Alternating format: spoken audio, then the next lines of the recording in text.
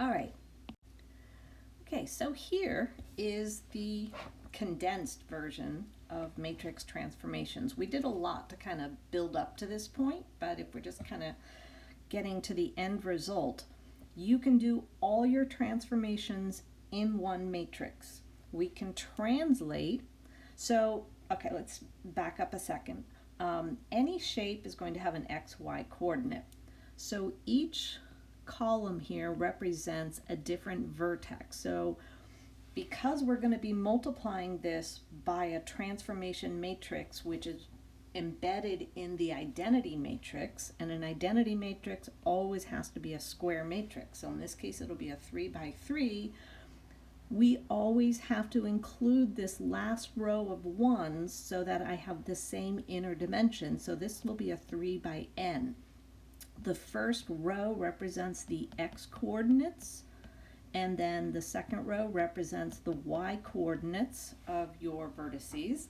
And then you just fill in the bottom row with ones so that we have the inner dimensions match up.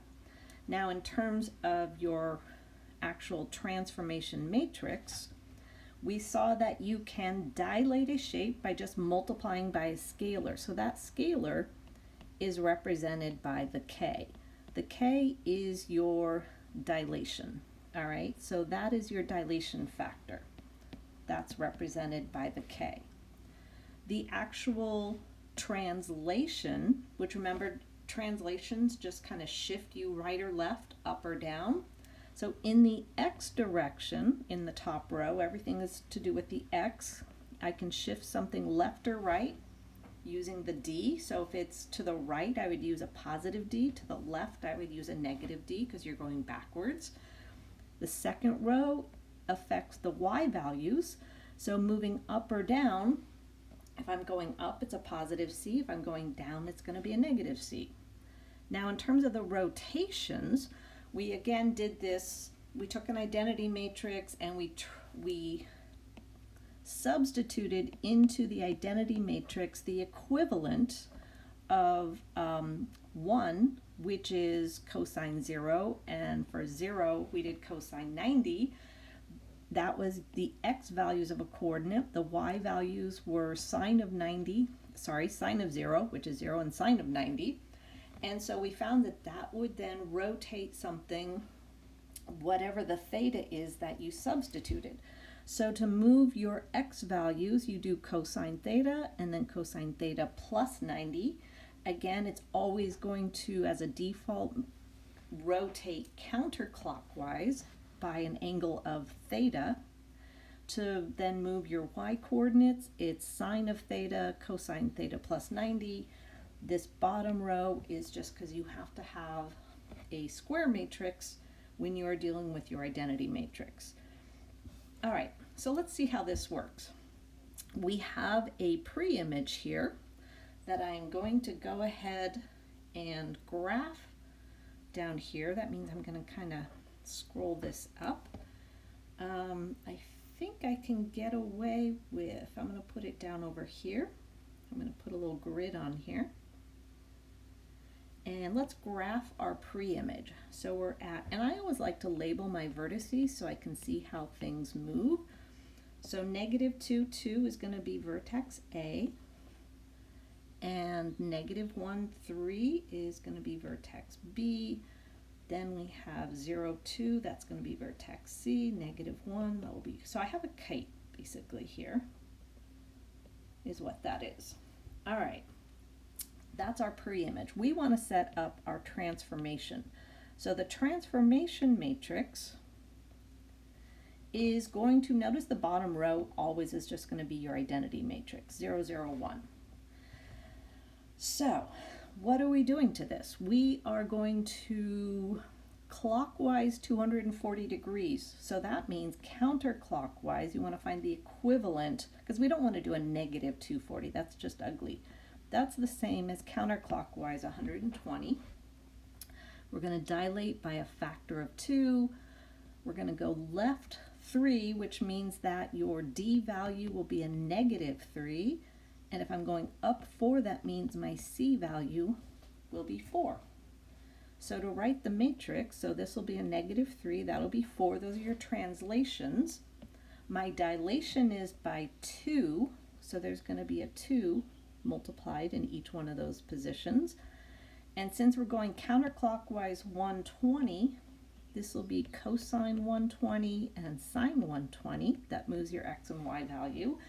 And then it'll also move cosine 120 plus 90 and sine 120 plus 90. So that is going to have to be worked out. That is going to, when we calculate it out, we still have 0, 0, 1, -3, 4. So cosine of 120, remember, is a -1/2, so this will become a -1. Cosine of 210 is -rad3/2, so this will become a -rad3. Sine 120 is a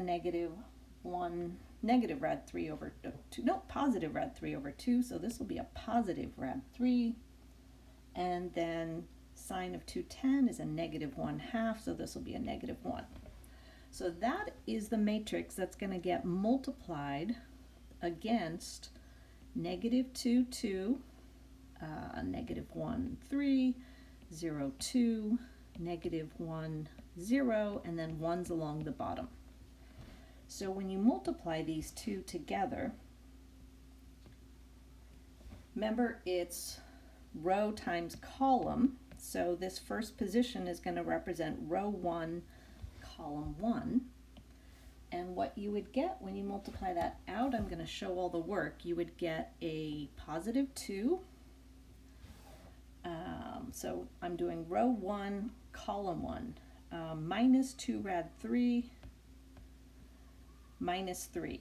So notice this top column, because it represents the x values, that they're all going to have a -3 to them. So when I do row 1, column 2, I have a +1, I have -3 rad3, and then, oops, am I doing the row? Sorry, I got lost there on my own work. And then -3 again. And then you're just going to keep going doing this. I'm going to kind of cut to the chase, so because this is just, you're going to do all your multiplication, row times column, row times column. You will end up, because this is a 3 by 3, this is a 3 by 4, you'll end up with a 3 by 4 that you'll want to convert into decimals. So you'll get a -4.5 here, -7.2. Never do more than one decimal place because no one's going to graph more than one decimal place worth. So I'm just kind of giving you the result that you should get when you do the multiplication, though you should probably, as a practice, go through and do that for yourself. And notice this last row, because when I do the row times a column, it's always going to be 0, 0, 1 times 0. So you're going to end up with the same, whoops, 0, let me just do that again, row 0, 0, 1. That last thing will always be a 1, so this last row will always be a 1, which you don't graph. So this gives you your coordinates. So our new figure would go to -4.5, 1, 2, 3, 4.5, -1.5. That is going to represent, so this is A prime, B prime, C prime, D prime. So there's A prime. -7, so that was 4.5, 5, 6, 7.2, -7.2, -0.7. So B is going to be somewhere around here. I'm kind of doing this fast, so it's not going to be as beautiful. 1, 2, 3, 4, 5, 6.5 up to is going to be here. That'll be C prime. And then D would be at -2, 2.3. There's D prime. So I lost all my, here we go. Here's my points. You still have a kite that has been, notice it's much bigger by a factor of 2.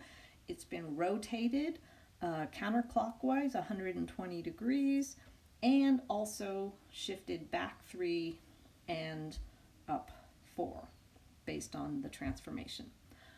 All right, so I know that was a real quickie, but I hope that made sense.